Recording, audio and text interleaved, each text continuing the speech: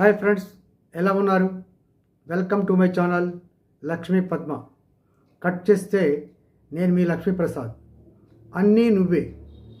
మొదట నువ్వు ఆకారం లేని రాయివి. ఆ రాయిని అద్భుతమైన విగ్రహంగా మలుచుకోవాల్సింది నువ్వే.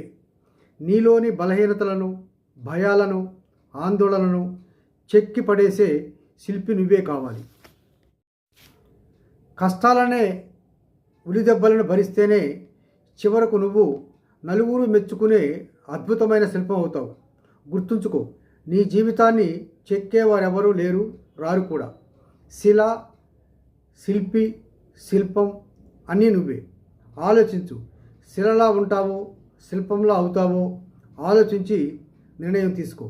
అది నీ ఇష్టం. ఈ వీడియో నచ్చితే లైక్ చేయండి, షేర్ చేయండి, సబ్స్క్రైబ్ కూడా చేయండి. మీ సలహాలు, సూచనలు కామెంట్ బాక్స్లో మాకు తెలియజేయండి. సర్వే జన సుఖినో భవంతు. అందరూ బాగుండాలి, అందులో మనం ఉండాలి.